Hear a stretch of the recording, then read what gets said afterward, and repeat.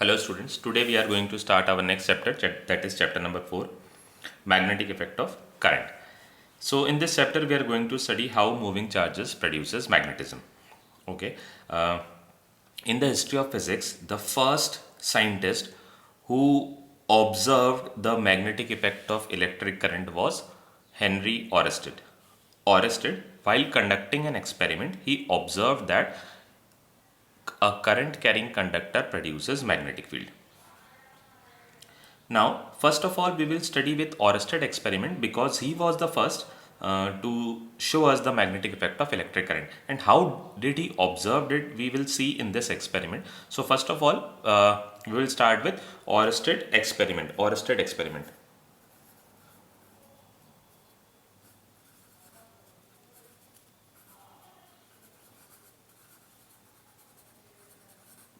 So, what was Oersted experiment?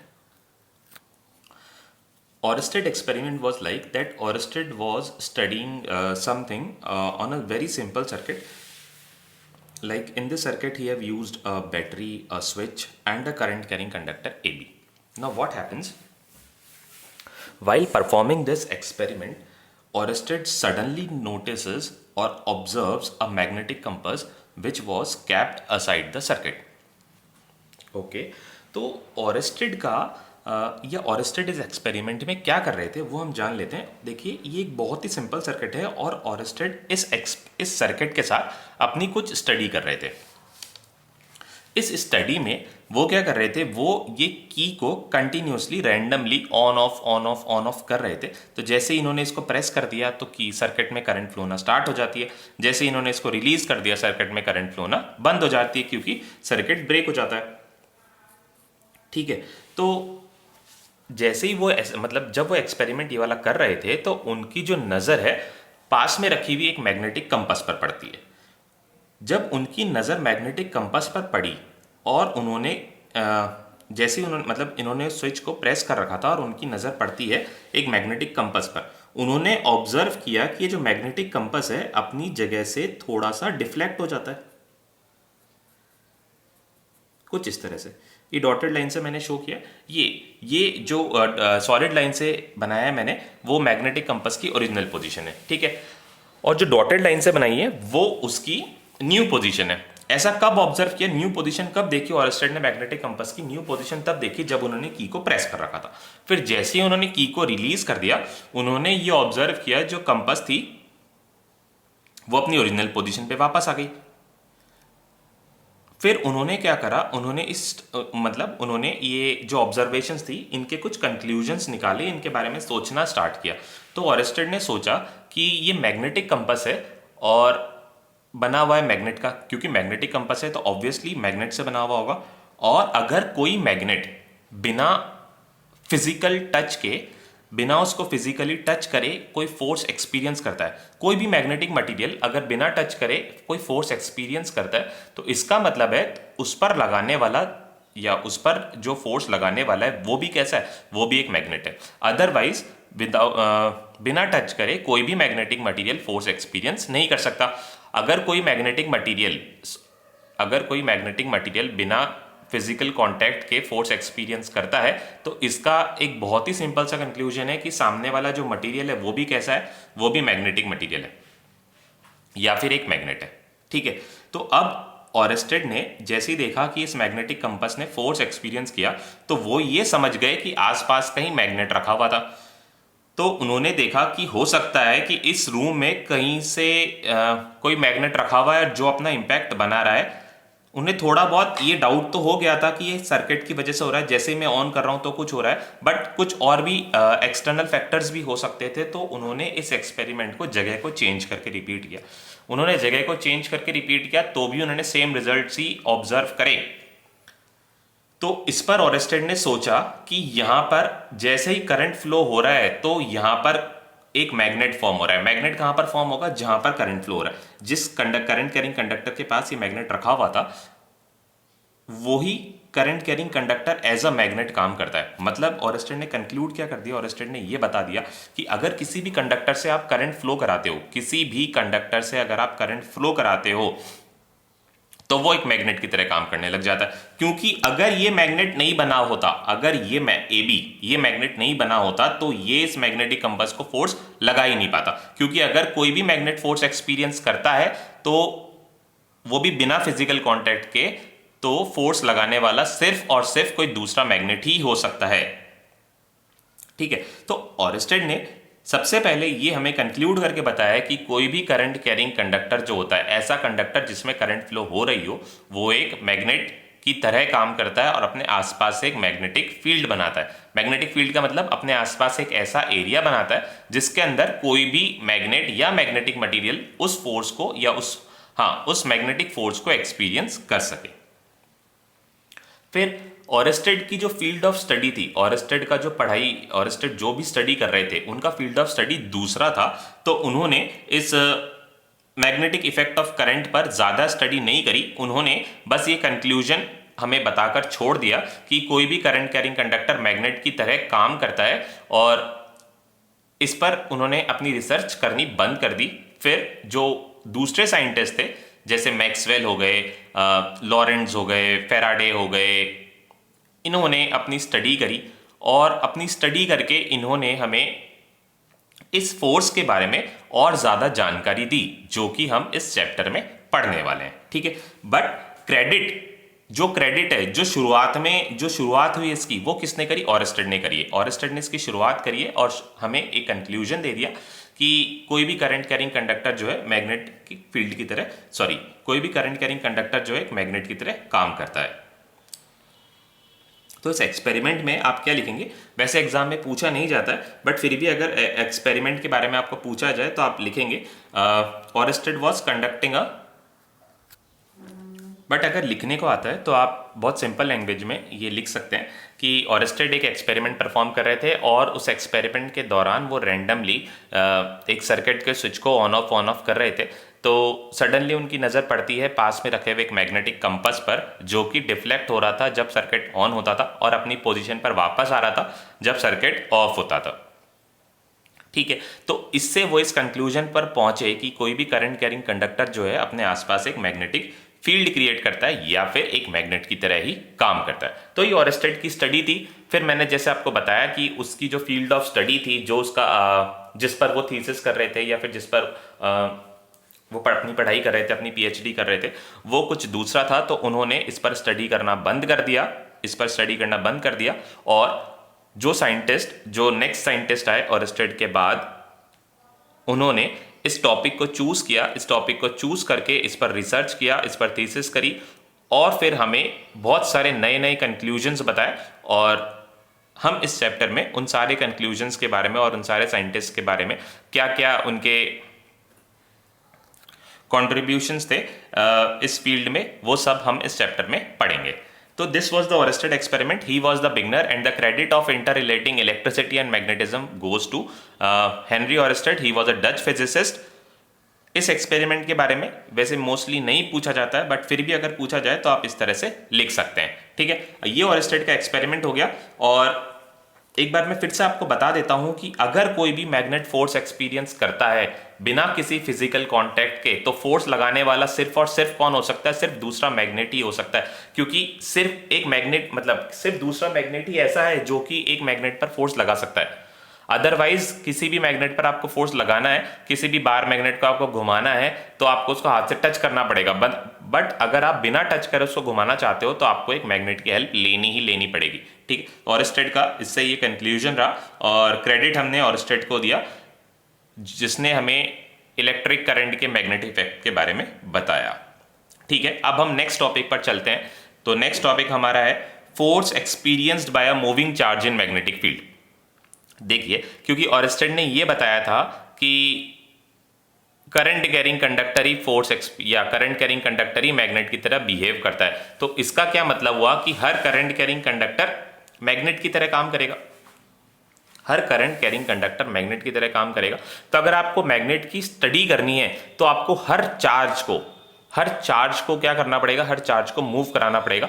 Her charge को या तो चार्ज पार्टिकल को आप मूव कराओ, अगर आपके पास कंडक्टर है तो उसके अंदर करंट फ्लो कराओ। करंट फ्लो करना मतलब चार्ज का मूव करना। अगर आपके पास सिंपल चार्ज है तो आपको चार्ज को मूव कराना पड़ेगा, तभी आप उसके मैग्नेटिक इफेक्ट को स्टडी कर सकते हो। तो हमारा जो नेक्स्ट टॉपिक है वो है force on a moving charge in a magnetic field, कि अगर कोई मूविंग चार्ज मैग्नेटिक फील्ड में रख दिया जाता है तो वो किस तरह का फोर्स एक्सपीरियंस करता है, और फिर हम इस फोर्स को इलेक्ट्रिक फोर्स से भी कंपेयर करेंगे और देखेंगे दोनों के बीच में क्या क्या डिफरेंसेस हैं। तो हम ये देखते हैं कि मूविंग चार्ज मैग्नेटिक फील्ड में किस तरह का फोर्स एक्सपीरियंस करता है। ये देखने के लिए सबसे पहले हमें एक यूनिफॉर्म मैग्नेटिक फील्ड बनानी पड़ेगी। मैग्नेटिक फील्ड मैं आपको शो कर रहा हूं, वो शो कर रहा हूं क्रॉस से। कि क्रॉस का क्या मतलब है ये भी मैं आपको बताता हूं, और इसके अपोजिट मैग्नेटिक फील्ड कैसे होती है वो भी मैं बताता हूं। ये क्रॉस क्या है, बेसिकली क्रॉस इज डिपिक्टिंग या cross is denoting the tail of an arrow. Tail of an arrow, arrow का टेल मतलब अगर आपके सामने से या आपके सामने कोई एरो है, वो जा रहा है तो आपको सिर्फ उसकी टेल नजर आएगी। टेल नजर आएगी क्या क्या मतलब है कि आपको उसका जो पीछे का हिस्सा है वो नजर आएगा। देखिए कोई भी एरो मैं आपको यहां पर सिखाता हूं कि जैसे ये एक एरो है, this is the arrow head, और एरो का जो टेल होता है वो कुछ इस तरह का होता है। ठीक है, तो जब आप इसका 3D व्यू देखेंगे, 3D व्यू मतलब जब आप इसको पीछे से देखेंगे इस एरो को, तो आपको ये जो एरो है ये पीछे से ऐसे नजर आएगा, जाता हुआ एरो आपको ये हमेशा ऐसा नजर आएगा। जैसे इस पेज की या कॉपी के अंदर ये एरो घुस गया, तो घुसने के बाद ये एरो आपको इस तरह से नजर आएगा जब आप इसको ऊपर से देखोगे। ठीक है, और जब ये एरो आपकी तरफ आ रहा होगा तो ये पेंसिल की लेड की तरह क्या नजर आएगा, आपको सिर्फ एक पॉइंट नजर आएगा। तो आज के बाद जब भी आप फिजिक्स में ऐसा पॉइंट को देखो, तो पॉइंट का क्या मतलब है, कोई भी चीज आपकी तरफ आ रही है। और इस एरो का क्या मतलब है, सॉरी इस क्रॉस का क्या मतलब है, इस क्रॉस का मतलब है कोई भी चीज आपसे दूर जा रही है। मतलब यहां पर जो हमने मैग्नेटिक फील्ड बनाई है वो मैग्नेटिक फील्ड का है, वो मैग्नेटिक फील्ड कॉपी के अंदर जा रही है, मतलब कुछ इस तरह की है। ये ऊपर से ऐसे नीचे जाती हुई, ऊपर से ऐसे नीचे जाती हुई इस तरह की मैग्नेटिक फील्ड है। मतलब अलोंग नेगेटिव जेड डायरेक्शन आप इसको मान लीजिए, नेगेटिव जेड डायरेक्शन में ये मैग्नेटिक फील्ड है। पॉजिटिव जेड डायरेक्शन दिखानी होती तो हम क्या करते, हम ये डॉट दिखा देते। चलिए ठीक है, अब यहां पर जैसे ये एक क्रॉस मैंने बना दिया, मतलब मैग्नेटिक फील्ड कॉपी के अंदर जा रही है। अब इस मैग्नेटिक फील्ड में हमने क्या करा, हमने एक चार्ज पार्टिकल को छोड़ा, हमने एक चार्ज पार्टिकल को छोड़ा जिसकी वेलोसिटी, इसकी मैग्नेटिक फील्ड की डायरेक्शन क्या बताई थी मैंने आपको, मैंने बताई थी ये जो डायरेक्शन है मैग्नेटिक फील्ड की ये है अलोंग नेगेटिव जेड। अब हमने क्या करा, यहां पर एक चार्ज पार्टिकल को छोड़ा जिस पर चार्ज है स्मॉल q, और ये है उसका वेलोसिटी। अब चार्ज पार्टिकल के पास जो वेलोसिटी है वो है कौन सी डायरेक्शन में, मान लीजिए इसके पास v वेलोसिटी है, और v वेलोसिटी की डायरेक्शन कौन सी है, वेलोसिटी डायरेक्शन है अलोंग पॉजिटिव y एक्सिस। ठीक है, ये पॉजिटिव y एक्सिस की तरफ गया। हमने देखा कि जब ये ऐसे जा रहा था इस मैग्नेटिक फील्ड में, जैसे ये एंटर करता है और वेलोसिटी की डायरेक्शन का है टुवर्ड्स पॉजिटिव वाई डायरेक्शन, तो इसने क्या करा, इसने एक फोर्स एक्सपीरियंस करा in the direction perpendicular to its velocity. Perpendicular to its velocity का क्या मतलब है कि इसने एक फोर्स एक्सपीरियंस किया जो कि इसके वेलोसिटी वेक्टर के परपेंडिकुलर था, वेलोसिटी वेक्टर के परपेंडिकुलर था और मैग्नेटिक फील्ड के भी परपेंडिकुलर था। तो ऐसी कौन सी डायरेक्शन बची बताओ, मैग्नेटिक फील्ड z डायरेक्शन में, वेलोसिटी y डायरेक्शन में। अब दोनों के परपेंडिकुलर कौन बचता है, दोनों के परपेंडिकुलर बचता है x बचता है। तो हमने ये ऑब्जर्वेशंस नोट करे और हमने देखा कि इसने एक फोर्स एक्सपीरियंस किया टुवर्ड्स लेफ्ट, ये लेफ्ट की तरफ इसने एक फोर्स एक्सपीरियंस किया और ये ऐसे घूम गया इस तरह से। ठीक है, ये ऐसे घूम गया। फिर हमने देखा इसने वापस से एक फोर्स एक्सपीरियंस किया और ऐसे घूम गया, फिर ये फोर्स एक्सपीरियंस करा और ऐसे घूम गया, और ऐसे करते करते उसने अपना पूरा एक सर्कल कंप्लीट कर लिया। और इस सर्कुलर पाथ को कंप्लीट करते हुए वो हर एक मोमेंट पे, हर एक इंस्टेंट पर एक परपेंडिकुलर फोर्स एक्सपीरियंस करता रहा। और करते करते करते उसने फाइनली अपनी इनिशियल पोजीशन पर आया और अपना जो ट्रैक था, जो सर्कल था, वो उसने पूरा किया। फिर हमने क्या करा, हमने मैग्नेटिक फील्ड की डायरेक्शन बदल कर देखी, तो हमने देखा वापस से वो सर्कल में ही घूम रहा है। फिर हमने वेलोसिटी को इंक्रीज करके देखा और हमने मैग्नेटिक फील्ड के मैग्नीट्यूड को भी बढ़ाकर देखा और हमने चार्ज के मैग्नीट्यूड को भी बढ़ाकर देखा। तो हमने कुछ रिजल्ट्स नोट करे फोर्स के बारे में और हमने कंक्लूजन ये निकाला कि जो फोर्स है इस चार्ज पार्टिकल पर, वो जो लग रहा है वो प्रोपोर्शनल है किसके, ये डायरेक्टली प्रोपोर्शनल है चार्ज के, जो कि चार्ज पार्टिकल इस फील्ड के अंदर एंटर करेगा। मतलब जितना ज्यादा उस चार्ज का मैग्नीट्यूड होगा उतना ज्यादा फोर्स ये एक्सपीरियंस करेगा। ठीक है, फिर हमने एक्सपेरिमेंट करा वेलोसिटी के साथ, वेलोसिटी को बढ़ाकर और कम कर कर देखी। तो हमने देखा जितनी तेज उसकी वेलोसिटी थी उतना तेज वो फोर्स एक्सपीरियंस करता था। ठीक है, और फिर हमने देखा मैग्नेटिक फील्ड के साथ हमने एक्सपेरिमेंट किया, वेलोसिटी को बढ़ाया, फोर्स बढ़ गया, वेलोसिटी कम करी, फोर्स कम हो गया, मैग्नीट्यूड ऑफ फोर्स जो है वो कम हो गया। ये हमने कैसे देखा कि फोर्स कम हो गया? फोर्स कम होने से हमने देखा कि इसने एक सर्कल है और फोर्स कम था, तो इस मतलब अगर कम फोर्स देखने के लिए हमने देखा कि जो सर्कल बना रहा है उसका रेडियस कम बन रहा है, रेडियस कम बन रहा है मतलब कम फोर्स लग रहा है। ठीक है, फिर हमने देखा मैग्नेटिक फील्ड के साथ एक्सपेरिमेंट करा, मैग्नेटिक फील्ड के साथ एक्सपेरिमेंट करा और देखा कि जो फोर्स है वो मैग्नेटिक फील्ड के लगाने से बढ़ रहा है, मैग्नेटिक फील्ड के लगाने से फोर्स बढ़ रहा है और मैग्नेटिक वेलोसिटी के लगाने से भी वेलोसिटी को बढ़ाने से भी फोर्स बढ़ रहा है और चार्ज को बढ़ाने से भी फोर्स बढ़ रहा है। इनको जैसे जैसे हम कम कर रहे हैं तो फोर्स भी कम हो रहा है, फोर्स का मैग्नीट्यूड कम हो रहा है, क्योंकि हमने एक मतलब इस फोर्स को किसी दूसरे फोर्स के साथ सिंक्रोनाइज करा और कंपेयर करके देख रहे थे। मतलब साइंस में हर चीज हम एक्सपेरिमेंटली कर सकते हैं। जब हम इसके साथ एक्सपेरिमेंट कर रहे थे, एक्सपेरिमेंट करके हमने देखा कि जैसे चार्ज को बढ़ाया तो हमारी जो सिंक्रोनाइजिंग मशीन थी उसने बताया कि फोर्स का मैग्नीट्यूड बढ़ रहा है। फिर जैसे हमने वेलोसिटी को इंक्रीज करा और कम करा तो हमने देखा बढ़ाने के साथ बढ़ रहा है फोर्स और कम करने के साथ, वेलोसिटी कम करने के साथ फोर्स भी कम हो रहा है। फिर मैग्नेटिक फील्ड के साथ भी हमने सेम एक्सपेरिमेंट करा तो और हमें यही रिजल्ट मिला कि मैग्नेटिक फील्ड को बढ़ाने से भी फोर्स बढ़ रहा है और कम हो रहा है। अब इन तीनों रिजल्ट्स को जब हमने कंपेयर किया तो हमने ये सोचा कि इन तीनों फैक्टर्स के अलावा यहाँ पर और कोई चौथा फैक्टर नहीं है। क्या है? चार्ज है, चार्ज के पास वेलोसिटी है और क्या है? मैग्नेटिक फील्ड है। तो तीनों पर ये फोर्स जो है वो डिपेंड कर रही है और तीनों पर अगर फोर्स डिपेंड कर रही है फिर हमने क्या करा, दूसरी जगह पर भी हम इसको लेकर गए तो कोई एक्सटर्नल फैक्टर, प्रेशर वगैरह इसका इन पे कोई इफेक्ट नहीं था। हर जगह वैक्यूम में ये सेम ही रिजल्ट आपको शो कर रहा था। ठीक है, तो हमने क्या करा, ये कंक्लूजन निकाला जो फोर्स है वो तीनों के प्रोपोर्शनल है, तो force is proportional to q into v into B. ये हमने इसका कंक्लूजन निकाला कि फोर्स तीन फैक्टर्स पर डिपेंड कर रहा है, मैग्नीट्यूड ऑफ चार्ज पर, मैग्नीट्यूड ऑफ वेलोसिटी पर और मैग्नेटिक फील्ड पर।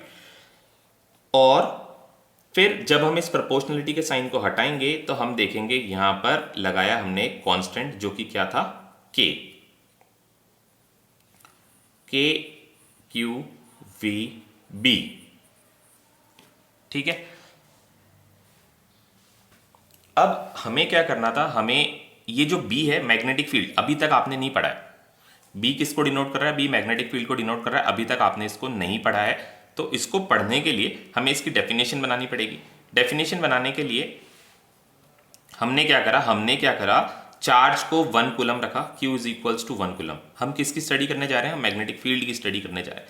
तो हमें क्या करना था, इसको चार्ज को, क्योंकि हम चाहते थे फोर्स को मैग्नेटिक फील्ड के बराबर बना दे, तो हमने इसको 1 रखा और वेलोसिटी को v को भी इज इक्वल्स टू 1 रखा और फोर्स एक्सपीरियंस जो था, जब हमारी फोर्स नापने की मशीन थी, हमने उसको इस तरह से सेट किया कि Q और V की वैल्यू जब हमने 1 रखी तो मैग्नेटिक फील्ड को कम ज्यादा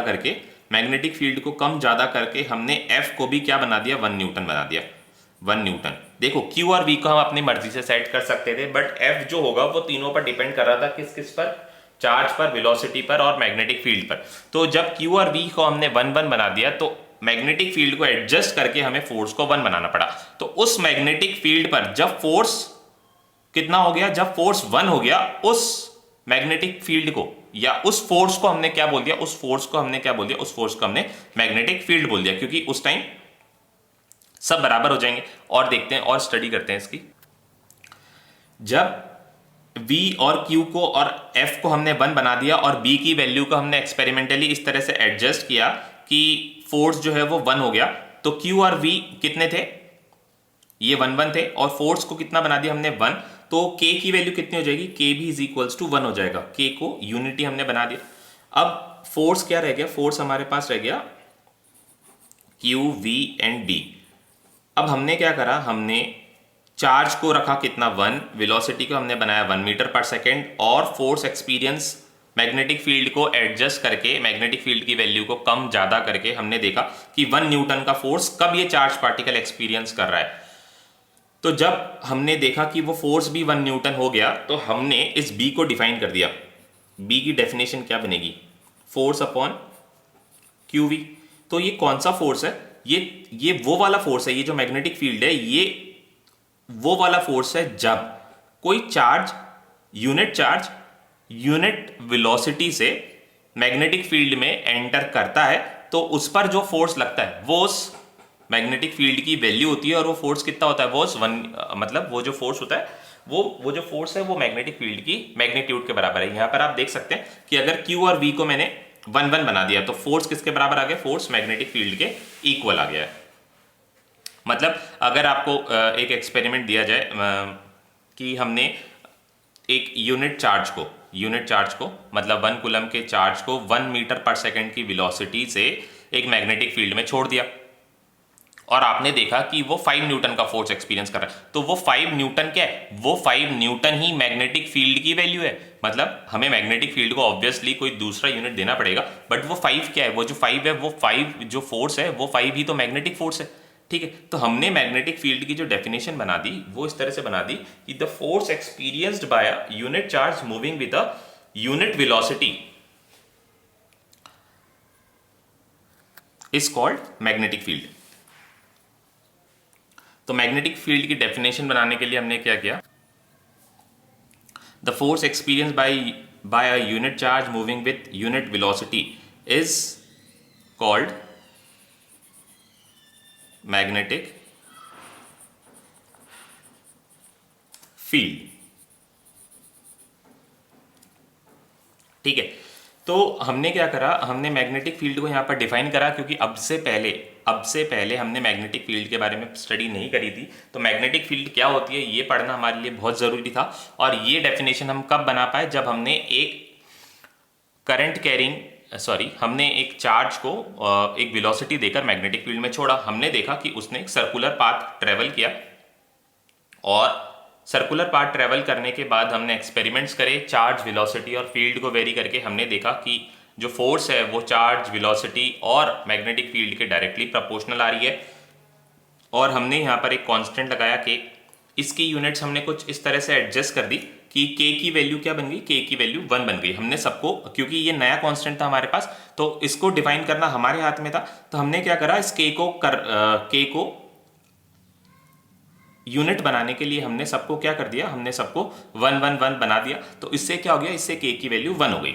ठीक है, और ऐसा करके हमने K की वैल्यू जब 1 हो गई तो F इज इक्वल्स टू क्या आ गया, QVB। अब हम चाहते थे कि हम इस मैग्नेटिक फील्ड की भी डेफिनेशन बनाएं, तो मैग्नेटिक फील्ड की डेफिनेशन बनाने के लिए हमने क्या करा, इस मैग्नेटिक फील्ड को फोर्स के बराबर रखना चाहा, तो हम ये बोल सके कि मैग्नेटिक फील्ड वो फोर्स है, जैसे हमने रेजिस्टेंस को डिफाइन करा था, रेजिस्टिविटी को डिफाइन करा था कि ये वो ये जो है, ये रेजिस्टिविटी जो है वो रेजिस्टेंस है जब लेंथ 1 होता है, एरिया 1 होता है। तो हमने ऐसा ही हम चाहते थे कि हम इस मैग्नेटिक फील्ड को भी डिफाइन करें, तो हमने बोला कि ये मैग्नेटिक फील्ड जो है ये वो फोर्स है जब एक यूनिट चार्ज यूनिट वेलोसिटी से एंटर करके 1 यूनिट का फोर्स, या यूनिट चार्ज यूनिट वेलोसिटी में एंटर करके जो फोर्स एक्सपीरियंस करता है वही फोर्स कौन सा है, वही फोर्स मैग्नेटिक फोर्स है, या वही फोर्स जो है वही मैग्नेटिक फील्ड है। ठीक है, तो मैग्नेटिक फील्ड को इस तरह से हमने डिफाइन करा, और इस एक्सपेरिमेंट को करने वाले थे, जिन्होंने एक्सपेरिमेंट करा वो थे टेस्ला।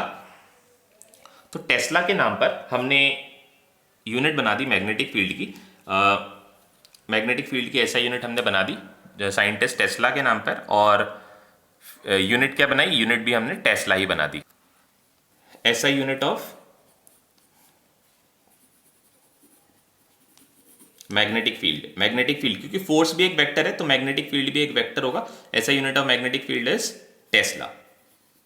क्योंकि हम इसको बहुत वाइडली यूज कर रहे थे और जो हमने एक्सप्रेशन सेट किया था मैग्नेटिक फील्ड कितना आया था, एफ अपॉन क्यू वी, ये हमने सेट करा था। तो यहां से जो यूनिट बन रही थी काफी बड़ी बन रही थी, न्यूटन पर कुलम या कुलम इनवर्स, और इसका कितना हो जाएगा, मीटर पर सेकंड होता है तो मीटर इनवर्स और सेकंड। काफी बड़ी यूनिट थी और मैग्नेटिक फील्ड हमें बहुत फ्रीक्वेंटली यूज करना था तो इसलिए हमने इसकी यूनिट टेस्ला बना दी, साइंटिस्ट टेस्ला के नाम पर। ठीक है, यहां से हमने मैग्नेटिक फील्ड बता दिया। अब फिर मैंने आपको बताया कि ये वेक्टर क्वांटिटी है, वेक्टर क्वांटिटी है तो इसकी डायरेक्शन जानना भी बहुत जरूरी है। डायरेक्शन कैसे जान पाएंगे हम, डायरेक्शन हम जान पाएंगे, डायरेक्शन हम इसकी जान पाएंगे, डायरेक्शन हम मैग्नेटिक फील्ड की हमें खुद को सेट करनी है और हमें फोर्स की डायरेक्शन हमें निकालनी है। तो फोर्स जो चार्ज पार्टिकल एक्सपीरियंस कर रहा है मैग्नेटिक फील्ड में वो किस किस पर डिपेंड कर रहा है, वो डिपेंड कर रहा है चार्ज पर, वेलोसिटी पर और मैग्नेटिक फील्ड पर। ठीक है, तो हमने एक्सपेरिमेंट्स कर कर देखे और हमने देखा कि ये जो फोर्स है ये परपेंडिकुलर है किसके, जैसे मैंने आपको अभी बताया पीछे कि मैंने आपको ये बताया कि मैग्नेटिक फील्ड अगर नेगेटिव z डायरेक्शन में और वेलोसिटी जो है y डायरेक्शन में, तो उसने फोर्स एक्सपीरियंस किया टुवर्ड्स x। तो इसका मतलब ये है कि जो फोर्स है वो प्रपोर्शनल है, किस किस के प्रपोर्शनल है, वो प्रपोर्शनल है टुवर्ड्स, सॉरी वो प्रपोर्शनल है इसके चार्ज के, वेलोसिटी के और मैग्नेटिक फील्ड के, और जो फोर्स है वो परपेंडिकुलर है वेलोसिटी और मैग्नेटिक फील्ड के। अब आप बोलोगे सर इसने अगर परपेंडिकुलर फोर्स एक्सपीरियंस किया तो आपने इसको टेढ़ा कैसे बनाया। टेढ़ा बनाने का रीजन ये है इनर्शिया। कोई चीज अगर ऐसे जा रही है और जैसे ये वाई डायरेक्शन में जा रही है और वो फोर्स एक्सपीरियंस करती है टुवर्ड्स एक्स, तो ये तुरंत ऐसे एक्स डायरेक्शन में तो नहीं मुड़ जाएगी, इनर्शिया के कारण ये सीधा जाना पसंद करेगी और जाते जाते जाते ये ऐसे घूमेगी एक्स की तरफ। ठीक है, तो एकदम सडनली एक्स की तरफ नहीं घूमती है, ये एक्स की तरफ फोर्स एक्सपीरियंस करती है और एक पैराबोलिक पाथ को ट्रेस करते हुए इस तरफ घूमती है। तो क्योंकि चार्ज के पास मास है तो इनर्शिया भी होगा।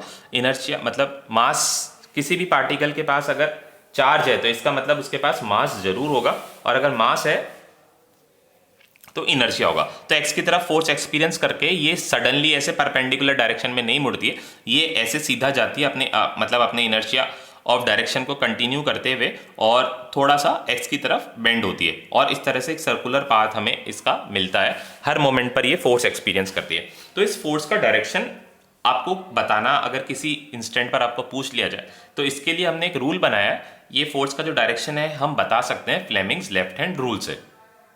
तो फ्लेमिंग्स लेफ्ट हैंड रूल के बारे में सीखते हैं। डायरेक्शन ऑफ फोर्स बता रहा है Fleming's left hand rule. Fleming का लेफ्ट हैंड रूल क्या कहता है, ये कहता है कि आप अपने लेफ्ट हैंड को, ये आपको लेफ्ट हैंड लेना है, लेफ्ट हैंड की फिंगर, जो फोर फिंगर है, फोर फिंगर, मिडिल फिंगर और थंब को इस तरह से स्ट्रेच करना है कि तीनों के बीच में एंगल कितना हो, 90 डिग्री। ये आप देख सकते हैं कि मेरा थंब कौन से डायरेक्शन में आ रहा है, ये वाई डायरेक्शन में आ रहा है, ये मिडिल फिंगर एक्स डायरेक्शन में जा रही है, सॉरी ये जो थंब है ये z डायरेक्शन में आ रहा है, मिडिल फिंगर x डायरेक्शन में जा रही है, और ये कहाँ जा रहा है, ये y डायरेक्शन में जा रहा है। अगर कोऑर्डिनेट एक्सिस की बात करें तो तीनों एक दूसरे के परपेंडिकुलर है, तो इसको इसी तरह से स्ट्रेच करना है कि तीनों एक दूसरे के परपेंडिकुलर हो। और जैसे ये परपेंडिकुलर होता है तो अगर ये हम इसको ध्यान कर लेंगे एफ बी आई से, थंब को f मानना है, इसको b मानना है और इसको i मानना है, F B I, F B I याद करना आपको ईजी रहेगा।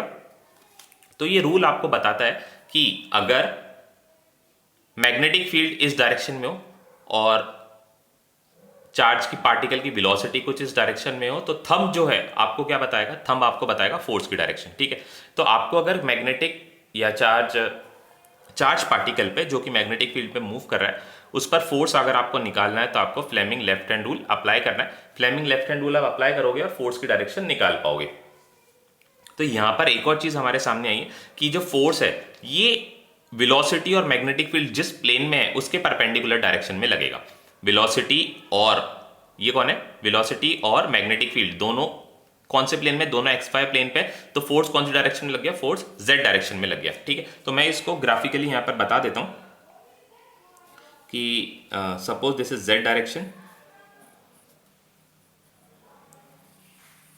This is x direction and this is y direction. If x gives the direction of magnetic field and y gives the direction of velocity, then the force is in the perpendicular direction, perpendicular to the plane which contains velocity and magnetic field. मतलब force जो है हमेशा उस plane के perpendicular होगा जिस पर velocity और मैग्नेटिक फील्ड होगी। जरूरी अगर इसके बीच का एंगल वेरी कर गया, अब आप बोलोगे कि अगर इसके बीच का एंगल वेरी कर गया तो क्या होगा? एंगल वेरी कर गया तो क्या होगा? फोर्स का मैग्नीट्यूड कम ज्यादा हो जाएगा बट रहेगा परपेंडिकुलरी। हमने देखा, तो इससे हम क्या करते हैं, हम फोर्स को वेक्टर से अगर हम डिफाइन करें तो हम इसको इस तरह से बनाते हैं Q, और फोर्स की डायरेक्शन क्या है? परपेंडिकुलर है किसके? वेलोसिटी और मैग्नेटिक फील्ड के। तो वेक्टर में जब आप क्रॉस प्रोडक्ट आपने 11th क्लास में पढ़ा था, तो क्रॉस प्रोडक्ट क्या होता है? क्रॉस प्रोडक्ट होता है ऐसा वेक्टर जो कि दोनों वेक्टर के प्रोडक्ट्स के मतलब जो दोनों वेक्टर जिस प्लेन पर लाई कर रहे हो उसके परपेंडिकुलर हो। कैसे निकालते हैं हम? निकालते हैं हम दोनों वेक्टर्स को क्रॉस करके। वेलोसिटी और मैग्नेटिक फील्ड के परपेंडिकुलर में कौन था? परपेंडिकुलर में फोर्स था, तो हमने वेलोसिटी और मैग्नेटिक फील्ड को क्या कर दिया? क्रॉस कर दिया। क्रॉस मतलब इसका क्रॉस प्रोडक्ट ले लिया और इस डायरेक्शन में कौन आ गया? फोर्स। क्रॉस प्रोडक्ट का क्या मतलब होता है? क्रॉस, इसको अगर आप मैग्नीट्यूड वाइज लिखना चाहोगे तो ये आ जाएगा Q V B। V क्या है? वेलोसिटी, Q V B, और क्रॉस प्रोडक्ट में हम क्या लिखते हैं? Sine theta. डॉट प्रोडक्ट में क्या लिखते थे? Cos theta.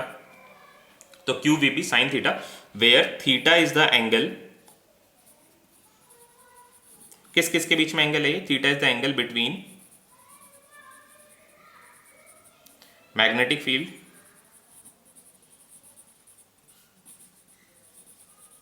And velocity vector. अब हम ये रूल जो अभी हमने पढ़ा था कि ये जो चार्ज पार्टिकल है मैग्नेटिक फील्ड में एंटर करके एक सर्कुलर पाथ में घूम गया, उस पर अप्लाई करते हैं और देखते हैं क्या होता है। चलिए लेफ्ट हैंड रूल अप्लाई करके देखते हैं। तो this is my left hand, और यहां पर मैग्नेटिक फील्ड की डायरेक्शन कहां थी? नेगेटिव z डायरेक्शन में। तो मैंने इस हैंड को इस तरह से मोड़ दिया। ये जो मेरा फिंगर है, फोर फिंगर जो है, ये कौन सी डायरेक्शन में है? ये है नेगेटिव z डायरेक्शन में। यहां पे आपको ज्यादा क्लियर हो जाएगा, ये देखिए। और वेलोसिटी की डायरेक्शन कहां थी? वेलोसिटी की डायरेक्शन थी टुवर्ड्स y एक्सिस। तो मैंने इसको ऐसे घुमा दिया y एक्सिस की तरफ, ये घुमा दिया, तो फोर्स ऑटोमेटिकली कहां निकल के आ गया? x डायरेक्शन में निकल कर आ गया, नेगेटिव x डायरेक्शन में।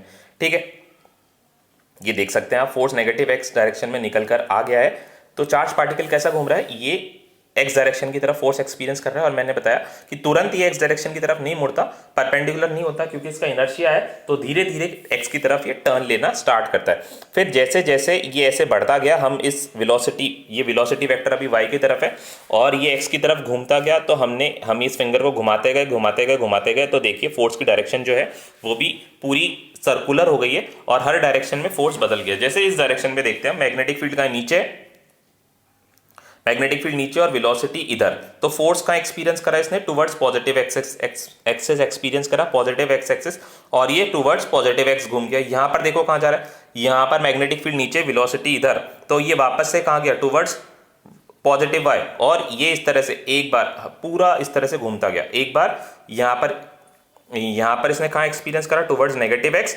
नेगेटिव एक्स के बाद यहां पर आके इसने एक्सपीरियंस करा टुवर्ड्स पॉजिटिव एक्स, फिर यहां पर आके इसने एक्सपीरियंस करा टुवर्ड्स वाई, और यहां पर इसने कहां पर एक्सपीरियंस करा था? Towards negative. देखो यहां पर देखो, ये वेलोसिटी वेक्टर की डायरेक्शन थी, ये वेलोसिटी हो गया, ये वेलोसिटी वेक्टर हो गया इस तरफ, और फोर्स कहां गया? Towards negative Y axis. तो हर बार जो फोर्स है वो परपेंडिकुलर डायरेक्शन में, किसके? वेलोसिटी और मैग्नेटिक फील्ड के। तो इस तरह से चार्ज पार्टिकल फोर्स एक्सपीरियंस करता है, और हमेशा फोर्स का डायरेक्शन क्या होता है? फोर्स का डायरेक्शन परपेंडिकुलर होता है, किसके? उस प्लेन के परपेंडिकुलर होता है जिस पर वेलोसिटी और मैग्नेटिक फील्ड होते हैं। अब अगर वेलोसिटी और मैग्नेटिक फील्ड के बीच में एंगल कम ज्यादा होता है तो फोर्स का मैग्नीट्यूड वेरी करेगा साइन थीटा के अकॉर्डिंग। जैसे देखते हैं, हमने यहां पर बनाया force is equals to q v B sine theta. अब मान लो वेलोसिटी और मैग्नेटिक फील्ड के बीच में एंगल हो गया जीरो। एंगल जीरो का क्या मतलब हो गया? कि वेलोसिटी और मैग्नेटिक फील्ड सेम डायरेक्शन में, सेम डायरेक्शन में, तो साइन जीरो क्या होता है? जीरो। तो फोर्स भी क्या लगेगा? जीरो। तो मतलब अगर कोई वेलोसिटी या कोई चार्ज पार्टिकल मैग्नेटिक फील्ड की डायरेक्शन में ही एंटर करता है तो वो कोई फोर्स एक्सपीरियंस नहीं करेगा। तो फोर्स एक्सपीरियंस करने के लिए हमें चाहिए कि वेलोसिटी और मैग्नेटिक फील्ड एक दूसरे की डायरेक्शन में ना हो, इनके बीच में कोई एंगल हो। मान लीजिए एंगल 30 डिग्री हुआ, तो 30 डिग्री होगा तो फोर्स एक्सपीरियंस करेगा, ये साइन थीटा की वैल्यू हाफ हो जाएगी। तो जो मैक्सिमम फोर्स होगा, जो साइन 90 पर ये एक्सपीरियंस कर रहा होगा, साइन 90 का होता है 1, मान लो साइन 90 पर 10 न्यूटन एक्सपीरियंस कर रहा है, तो 30 डिग्री पर कितना करेगा, 30 डिग्री पर ये 5 न्यूटन ही कर पाएगा। इस तरह से साइन थीटा के अकॉर्डिंग जो है फोर्स वेरी करता रहता है। ठीक है, तो ये हमने फोर्स के बारे में हमने सीखा, फोर्स की डायरेक्शन हमने निकालने सीखी कि फोर्स की डायरेक्शन हम कैसे निकाल पाएंगे मैग्नेटिक फील्ड के अंदर। और अब हम इसको कंपेयर करते हैं इलेक्ट्रिक फील्ड के साथ। Force on a charge by electric field, force on a charge, एक तरफ हम लिखते हैं बाय इलेक्ट्रिक फील्ड और दूसरी तरफ हम लिखते हैं बाय मैग्नेटिक फील्ड। दोनों फोर्सेस के बीच का डिफरेंस हम समझते हैं। मैग्नेटिक फील्ड को बी वेक्टर से मैं डिनोट कर रहा हूं। फोर्स, उधर हमने फोर्स देखा था, फोर्स क्या होता है, force is equals to q E. ठीक है, और यहां पर फोर्स क्या है, यहां पर फोर्स है F is equals to q into v cross B, मतलब V और B दोनों के परपेंडिकुलर, मतलब यहां पर मैग्नेटिक फील्ड और वेलोसिटी वेक्टर के परपेंडिकुलर डायरेक्शन में होगा फोर्स। ठीक है, और यहां पर क्या है, जो फोर्स लगेगा वो इलेक्ट्रिक फील्ड की डायरेक्शन के अलोंग ही लगेगा। मतलब अगर ये इलेक्ट्रिक फील्ड इस डायरेक्शन में और आपने यहां पर चार्ज को रख दिया, तो चार्ज या तो इस डायरेक्शन में फोर्स एक्सपीरियंस करेगा, या फिर चार्ज का साइन अपोजिट हुआ तो वो इस डायरेक्शन में फोर्स एक्सपीरियंस करेगा, बट रहेगा along electric field he. But magnetic field के केस में हमने देखा कि अगर मैग्नेटिक फील्ड, मान लीजिए मैग्नेटिक फील्ड जो है नेगेटिव जेड डायरेक्शन में नीचे की तरफ है, ये मान लेते हैं ये नेगेटिव जेड डायरेक्शन हो गया, ये नेगेटिव जेड, और ये वेलोसिटी को मान लेते हैं अपन वाई डायरेक्शन में, ये वाई डायरेक्शन में, तो फोर्स हमारा निकल कर आ गया एक्स डायरेक्शन में। एक्सेस हमारे हाथों में होती है, आर्बिट्ररी होती है, हम अपनी मर्जी से अज्यूम कर सकते हैं दिस इज एक्स।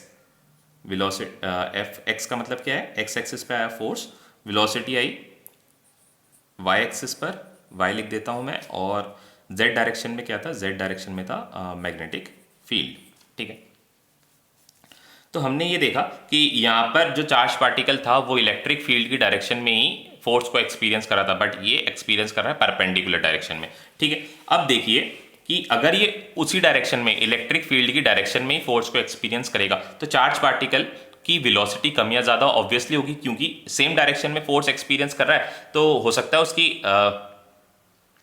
अगर सेम डायरेक्शन में गया, मतलब अगर इलेक्ट्रिक फील्ड की डायरेक्शन में ही चला गया, तो उसका फोर्स जो है वो बढ़ेगा, क्योंकि एक्सेलरेशन होगा उसमें, और अपोजिट डायरेक्शन में गया तो उसका फोर्स जो है वो कम हो जाएगा, मतलब वेलोसिटी उसकी कम या ज्यादा हो सकती है। Velocity changes, velocity changes. ठीक है, यहां पर क्या है, वेलोसिटी चेंज हो रही है, बट वेलोसिटी का डायरेक्शन चेंज नहीं हो रहा, बट तो हम यहां पर इसको ऐसे लिख देते हैं, magnitude changes but direction remain same. Velocity के बारे में हम लिख देते हैं, velocity magnitude changes but direction is same. और यहां पर क्या हो रहा है, यहां पर इसका उल्टा हो रहा है। वेलोसिटी में हमने देखा, यहां पर वेलोसिटी में क्या हो रहा है, वेलोसिटी में डायरेक्शन बदल रहा है, डायरेक्शन चेंजेस बट मैग्नीट्यूड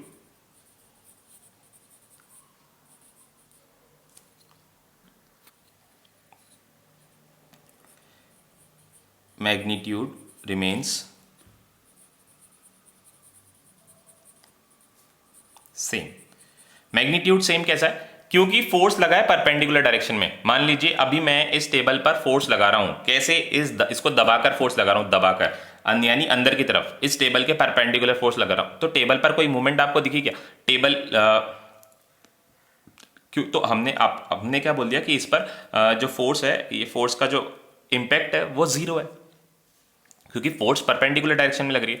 अगर मैं इसको इस तरह से आगे खिसकाता या इसको साइड में खिसकाता, तो इस पर कोई फोर्स आपको, या इसका फोर्स का जो इंपैक्ट है आपको नजर आता। तो मतलब अगर फोर्स परपेंडिकुलर डायरेक्शन में लगता है तो फोर्स का जो इंपैक्ट है वो शो नहीं होता। इसीलिए यहाँ पर जो फोर्स लग रहा है वो वेलोसिटी के परपेंडिकुलर डायरेक्शन में लग रहा है। अगर फोर्स वेलोसिटी के परपेंडिकुलर डायरेक्शन में लग रहा है तो वेलोसिटी का कोई इंपैक्ट आपको, वेलोसिटी में कोई चेंज आपको नजर ही नहीं आएगा। देखिए ये सपोज ये वेलोसिटी है, ये वेलोसिटी है, ठीक है, और मैग्नेटिक फील्ड हो गई वेलोसिटी के परपेंडिकुलर कुछ इस डायरेक्शन में।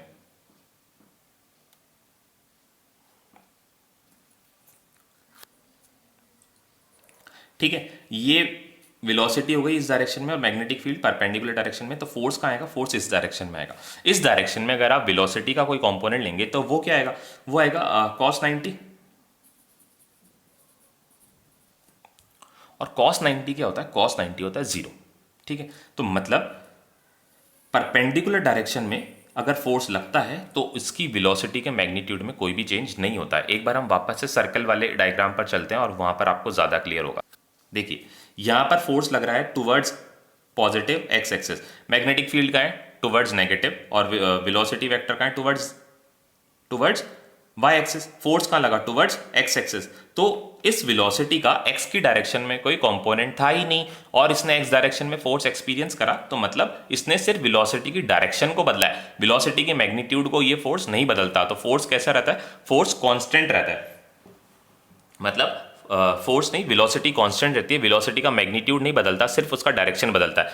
तो इसीलिए हम ये बोलते हैं कि अगर कोई भी चार्ज पार्टिकल मैग्नेटिक फील्ड में रोटेट कर रहा है, यूनिफॉर्म मैग्नेटिक फील्ड में घूम रहा है, तो उसकी वेलोसिटी जो है वो चेंज नहीं होती, उसकी वेलोसिटी कांस्टेंट रहती है। ठीक है, वेलोसिटी कांस्टेंट रहती है क्योंकि फोर्स कैसा है? परपेंडिकुलर। अगर फोर्स परपेंडिकुलर है तो वो उसकी वेलोसिटी को कोई इफेक्ट नहीं करता है।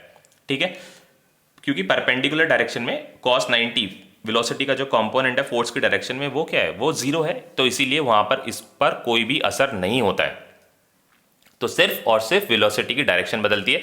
हमने लिखा है वेलोसिटी चेंजेस, तो वेलोसिटी इसीलिए चेंज हो रही है क्योंकि वेलोसिटी का डायरेक्शन बदल रहा है, उसका मैग्नीट्यूड वैसे का वैसा ही सेम है। तो इस रिजल्ट को हम बहुत सारी जगह यूज करेंगे कि चार्ज पार्टिकल में जो वेलोसिटी है वो कांस्टेंट रहती है। इस रिजल्ट को बहुत सारी जगह यूज करके हम कुछ मशीन भी बनाएंगे। एक मशीन में हम यहाँ पर डिस्कस करने वाले हैं, वो मशीन है साइक्लोट्रॉन। नेक्स्ट क्लास में हम वो साइक्लोट्रॉन डिस्कस करेंगे कि कैसे मैग्नेटिक फील्ड की इस प्रॉपर्टी को, कि किस प्रॉपर्टी को, कि फोर्स जो होता है मैग्नेटिक फील्ड में वो वेलोसिटी को चेंज नहीं करता, इस प्रॉपर्टी को यूज करते हुए हम एक डिवाइस के बारे में पढ़ेंगे जो कि क्या है? साइक्लोट्रॉन। ठीक है, इसमें एक छोटी सी चीज और हम पढ़ लेते हैं लॉरेंट्ज फोर्स के बारे में। लॉरेंट्ज एक साइंटिस्ट थे और उन्होंने बोला कि फिजिकली ऐसी बहुत सारी कंडीशंस हमें मिलेंगी जहां पर इलेक्ट्रिक फील्ड और मैग्नेटिक फील्ड दोनों साथ साथ एग्जिस्ट करेगी। तो ऐसी जगहों पर जो फोर्स होगा वो क्या होगा? लॉरेंट्ज फोर्स। तो लॉरेंट्ज ने क्या किया? लॉरेंट्ज ने जो इलेक्ट्रिक फोर्स था, नेट फोर्स जो होगा किस किस की वजह से? इलेक्ट्रिक फील्ड और मैग्नेटिक फील्ड की वजह से, दोनों फोर्सेस को वेक्टर सम कर दिया। ये इलेक्ट्रिक फोर्स और दिस इज मैग्नेटिक फोर्स, इनका वेक्टर सम कर दिया। तो फोर्स क्या था? इधर था फोर्स Q इंटू ई, और यहां पर फोर्स था किसके बराबर? Charge into V cross B। तो इनका वेक्टर सम कर दिया। वेक्टर सम करने से चार्ज तो कॉमन आ गया, अंदर रह गया electric field plus cross product of velocity vector and magnetic field. अगर मैग्नीट्यूड में लिख रहे हैं तो यहां पर आ जाएगा Q इलेक्ट्रिक फील्ड प्लस ये क्रॉस है यहां पर, और V क्रॉस B क्या बन जाएगा? ये बन जाएगा VB साइन थीटा। ये मैग्नीट्यूड में हमने लॉरेंट्ज फोर्स को लिख दिया। क्या हो गया? Q into E plus VB sine theta. तो this is Lorentz force. Lorentz ने बोला कि अगर इलेक्ट्रिक फील्ड और मैग्नेटिक फील्ड दोनों प्रेजेंट होती है तो फोर्स जो लगेगा वो दोनों का वेक्टर सम होगा। ठीक है, जो कि सुपर पोजिशन ऑफ फोर्सेस में हमने पहले ही पढ़ लिया था, तो हमें ये अंदाज़ा लगा लेना चाहिए था। बट लॉरेंट्ज ने इसकी वैल्यू हमें कैलकुलेट करके बताई, और भी एक दो चीज़ें हमें लॉरेंट्ज ने बताई। ये सब हम नेक्स्ट क्लास में पढ़ेंगे। तो आज हमने क्या पढ़ा कि एक चार्ज पार्टिकल मैग्नेटिक फील्ड में एंटर करता है तो वो फोर्स किस तरह का फोर्स एक्सपीरियंस करता है, और फिर हमने इस फोर्स को यूज़ करके हमने मैग्नेटिक फील्ड को भी डिफाइन करा। मैग्नेटिक फील्ड को डिफाइन करने के लिए जैसे F is equals to q v B हमारे सामने आया, तो हमने क्या करा? V Q और V को 1 बनाकर फोर्स को मैग्नेटिक फील्ड के बारे में बता दिया। फोर्स को मैग्नेटिक फील्ड के इक्वल कर दिया और हमने बोला कि ये जो मैग्नेटिक फील्ड है ये उस फोर्स के बराबर होता है जब चार्ज और वेलोसिटी दोनों कितनी होती है, दोनों यूनिटी होती है, यानी 1 1 होती है। मैग्नेटिक फील्ड के ऐसा यूनिट के बारे में पढ़ा, टेस्ला। और हमने क्या पढ़ा, और हमने पढ़ा कि फोर्स की डायरेक्शन हम कैसे निकालेंगे। फोर्स की direction Fleming's left hand rule से निकालेंगे। ये सब आपने मतलब फोर्स की डायरेक्शन के बारे में आपने 10th क्लास में भी पढ़ा हुआ है, Fleming's left hand rule, chapter number 13 में। और उसके बाद हमने पढ़ा लॉरेंट्ज फोर्स के बारे में। नेक्स्ट क्लास में हम एक ऐसी मशीन के बारे में पढ़ेंगे जो कि इस मैग्नेटिक फोर्स को यूज करके एक ऐसा चार्ज पार्टिकल प्रोड्यूस करता है जिसकी वेलोसिटी बहुत ज़्यादा हाई होती है, बहुत ज़्यादा हाई होती है, और उसका एप्लीकेशन हम पढ़ेंगे कहाँ पर वो काम में आती है। तो आज हम इतना ही कर रहे हैं, नेक्स्ट क्लास में हम पढ़ेंगे हमारी डिवाइस साइक्लोट्रॉन।